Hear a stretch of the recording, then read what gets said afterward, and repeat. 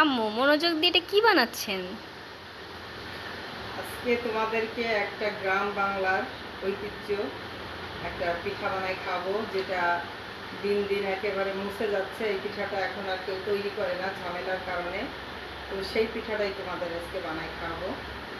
কি পিঠা, এটার নাম কি? নাম বলবো না, বানানোর শেষে নাম বলবো। গাইজ, আপনারাও দেখতে থাকেন, পিঠাটা সম্পূর্ণ তৈরি হবে, তারপরে লাস্টে আমি নামটা বলবো। ও আচ্ছা, সাসপেন্স। আচ্ছা ঠিক আছে, তাহলে এটা তো বলতে পারেন এখানে কি কি দিয়েছেন। এখানে দিয়েছি হচ্ছে এই বাটি মেপে 1 বাটি হচ্ছে তোমার চাউলের গুঁড়ি, আর আচ্ছা 1 বাটি দিয়েছি ময়দা, আচ্ছা। আর দিয়েছি এখানে বেকিং পাউডার, পরিমাণ মতো বেকিং পাউডার, আর দিয়েছি লবণ। আর কিচ্ছু না, শুধু পানি দিয়ে গুলিয়ে নিয়েছি। ওকে। এখন এটাকে আমি এখন রেস্টে রাখবো। ওকে। চুলাটা অন করে পিঠার শিরা তৈরি করতে চলে আসলাম। আর পিঠার শিরা তৈরি করবো আজকে আমি দুধ দিয়ে। তো এখানে নিয়েছি আমি লিকুইড দুধ প্রায় 2 কেজির মতো। তো এটাকে এখন আমি জাল করে নিব। শিরাটা ঘন হতে হতে আমি এখন পিঠা তৈরি করতে চলে যাব। পিঠার ব্যাটারটা রেস্টে রাখার পরে এখন পিঠা তৈরি করার মতো হয়ে গিয়েছে। আমি এটাকে এখন পিঠা তৈরি করে নিব। এই দেখেন। আর পিঠার ঘনত্বটা এরকম হবে, বেশি ঘনও হবে না, বেশি পাতলাও হবে না। আমি দেখিয়ে দিচ্ছি। প্রথমে একটা তাওয়া বসিয়ে দিয়েছি, আর তাওয়ার উপরে আমি সামান্য পরিমাণে তেল ব্রাশ করে নেব।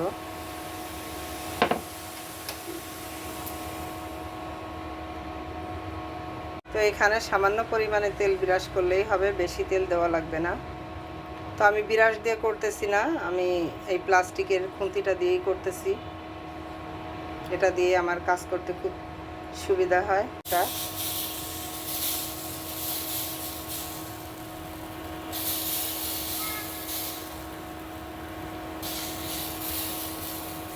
এভরিওয়ান, এভাবে হাত দিয়ে ছিটিয়ে ছিটিয়েই আমি পিঠাটা তৈরি করব।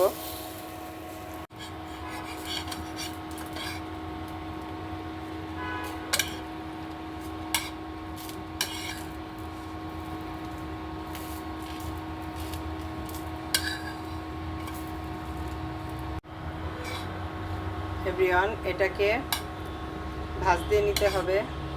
আসলে আমি অনেক দিন তৈরি করি না, তো এই জন্য আমার একটু এলোমেলো হচ্ছে। তো আশা করি ভালোই হবে লাস্টে গিয়ে। তো এভাবে জাস্ট একটা ভাঁজ দিয়ে প্রত্যেকটা পিঠা আমি ভাঁজ দিয়ে দিয়ে বানিয়ে নিব।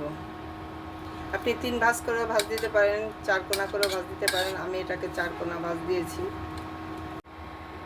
তো এভাবে সেমভাবে আমি সবগুলো পিঠা তৈরি করে নিব। আমি এখানে বেশ কিছু গুঁড়া দুধ দিয়েছি। তো এটা দিয়ে আমি এখন ঘন করে নিব। আমি আগেও কতগুলা গুঁড়া দুধ দিয়েছি বন্ধুরা, সেটা ভিডিওতে আসি নাই। তো যাই হোক, দেখেন দুধের ঘনত্বটা কতটা ঘনত্ব হয়েছে, একদম লাল হয়ে গিয়েছে। তো এই পর্যায়ে এখন আমি চিনি দিয়ে দেব।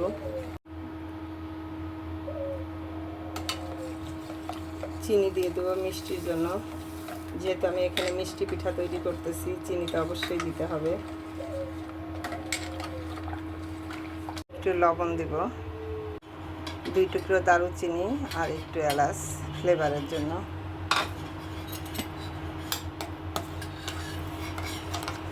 আমার পিঠার শিরা তৈরি করা শেষ। এখন আমি চুলা অফ করে দিব।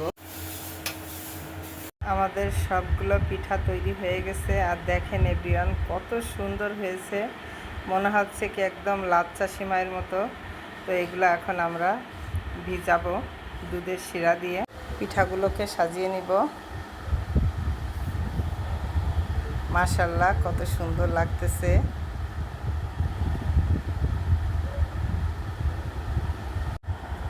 সবগুলো পিঠা সাজিয়ে নিয়েছি। পিঠার ভিতরে এখন দুধের শিরাটা দিয়ে দিচ্ছি।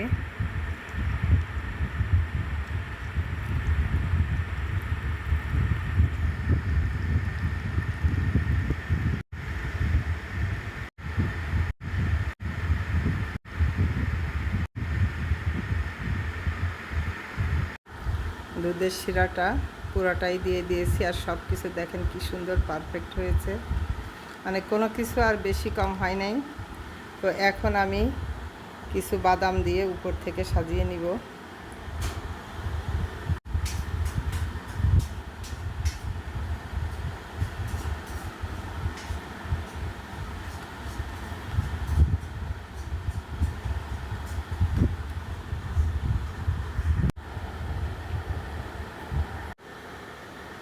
এই নাও তোমাদের পিঠা তৈরি। উফ, খুব কষ্ট হয়ে ওয়াও গেছে। আম্মু, এখন তো বলবেন পিঠাটার নাম কি? অবশ্যই বলবো গাইস, এই পিঠাটার নামটা শোনার জন্য অবশ্যই আপনারা অপেক্ষা করতেছেন। তো এই পিঠাটার নাম হচ্ছে ছিটা রুটি পিঠা। তো আমাদের দেশে এই পিঠাটা আগে বানাতো, এখন খুব কম বানায়, কারণ এটা অনেক ঝামেলার একটা পিঠা। তো গাইস, আমাদের পিঠার পুরো রেসিপিটা আপনাদের দিয়ে দিয়েছি। যদি আমার পিঠার রেসিপি আপনাদের ভালো লাগে, একটা লাইক কমেন্ট দিয়ে আমাদের পাশে থাকবেন। আল্লাহ হাফেজ।